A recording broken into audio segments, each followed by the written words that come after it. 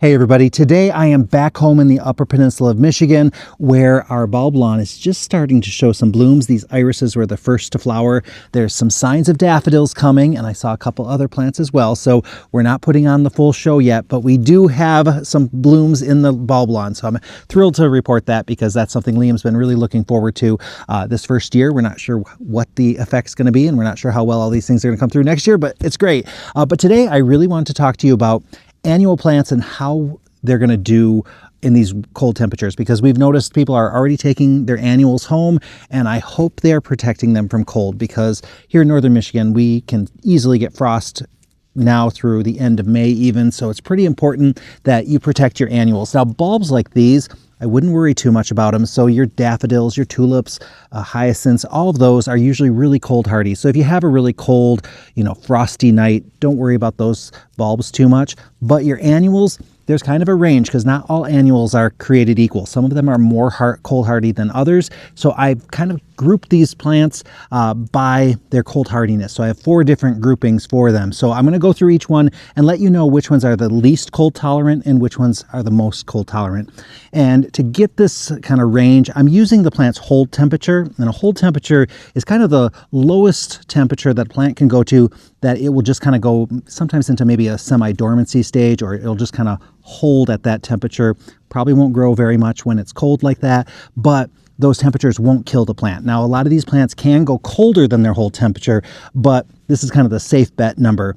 And so I'm going to go through each one of these. So there's a couple plants that you don't want them to get cold. In fact, their hold temperature is 65 degrees. Now, they probably can go a little colder, won't bother them too much, but these are going to be the least cold hardy. So if you're having a frost or a freeze, these are the ones you have to protect. These are the ones you need to bring in or cover or do whatever it takes to protect them from frost. And so starting with those, at this point in the season, begonias, caladiums, canna, a lot of these tropical plants like canna, they're not going to like the cold at all. So if they get that little cold snap, going to be really tough. Now, like caladiums and begonias, later on in the season in the fall, they can get really low in the fall and they still look really good and doesn't affect them as much. But right now they haven't developed, a real strong root system. The plants are still small. This cold can really affect them. Also in the same range are going to be plants like your mandevilla, your pentas.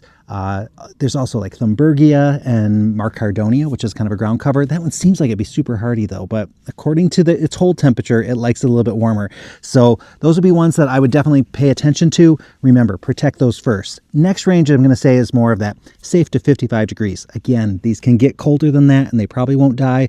But if you want to play it safe, protect them anytime your nighttime temperatures or daytime temperatures get below 55. So that's going to be your Angelonia, your dahlias, Lophos or Lophospermum, and Terenia. But Terenia is one that even if it gets frozen, it usually bounces back. It just might take a little while, but doesn't usually kill them. And also keep in mind wind chill, because if it's windy out, that can have a really major effect on these plants. And so you want to basically base that low temperature on the wind chill because if the wind's blowing, it's going to be a lot harder on those annuals. Now, the next range that I'm going to talk about is kind of safe to 50 degrees. Again, they can probably go lower, but this is the safest kind of range. So Argyranthemum, but that's another one that can usually take a pretty good freeze. Bacopa, Celosia, Coleus is one, safe to about 50 degrees, but once you get below, like into the 40s, they can really start to struggle and even die. So they have those really watery type of stems a lot of times, and that, if that freezes, it usually turns black very quickly. That's one that if it gets frozen, right away the next morning. As soon as the sun comes out, those leaves just die off, and, really sensitive to that. Another one would be, let's see, where was I at in my list? Colocasia, Cordyline, Kufia, both the Flora Glory types, although I think those are a little bit hardier than like the Kufia, that like the Vermillionaire and some of those. But those also, I found that those, they do kind of come back from cold. So just don't let them get a freeze, but they can manage pretty well. I've got on this list Euphorbia, Evolvulus, Fuchsia, Geranium, Gomphrena. Gomphrena is another one that probably can go a little lower. Your grasses in general, when it comes to the Egyptian papyrus grass, those can be a little bit more sensitive, but again, those tend to be pretty hardy.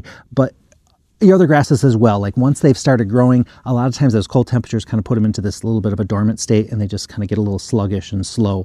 Be careful too if they've been through some cold weather. A lot of times it can be a little while before they start growing again. So make sure you're checking the water levels, because if they don't need water, don't give them more water, because you can end up drowning them. Also, though, if you are getting cold temperatures coming up, not a bad idea to water all your plants before the cold temps, because that extra water in the soil acts as some insulation and can help protect the plants. Now, a lot of times when it comes to shrubs and things like that we have at the nursery, if we're getting cold temperatures and these plants have already leafed out, we do go out there like at 3 o'clock in the morning and we hose them down. You probably have seen this happen like by the orange growers in Florida and that type of thing.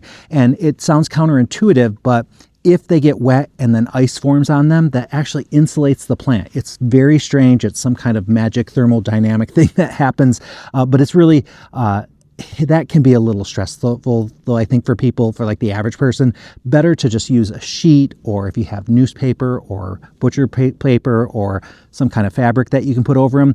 Last resort, use plastic, but we don't usually say plastic's a good idea, because you can put it out there and a lot of times then the sun comes out and it can just, kind of, the temperature can be a little bit weird and it can cause some issues with the leaves. A lot of times the leaves will turn black, or it's not a real good insulator anyway. So we usually say, hey, if you can put paper or fabric over those, that's the best way.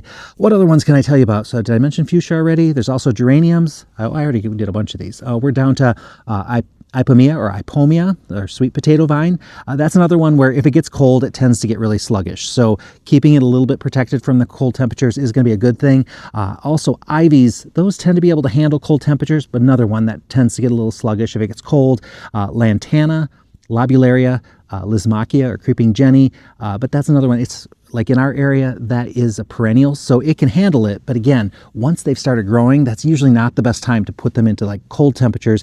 And that's what we hear a lot of people say, like, I planted them out and they didn't really do too much. Well, if it's cold out, they tend to just hang out until the temperatures are to their liking. So by covering them and protecting them, or not putting them outdoors in those cold temperatures, they tend to just keep growing and stay in their growth mode. They don't tend to go into that semi-dormancy stage. So keep that in mind. I got a couple more on here. Scaevola, Streptocarpus, Vinca, and like angel wing senecio, that's another one. Now the Lobularia, or alyssum, sweet alyssum, and Vinca, those are another ones that usually, if they get down to a freeze, they tend to bounce back pretty well, but they might not look good for a little while, but that's how it goes. Now some of your most hardy plants are going to be ones that I'm going to say they're safe down to 40 degrees. Now that said, they can probably get right down to frost. Some of them can even get past frost, but I'm going to say 40 degrees is a safe zone for these. So that's going to be like your Bidens, Calibrachoa, your spikes, the Dracaena spikes, those tend to be able to handle that.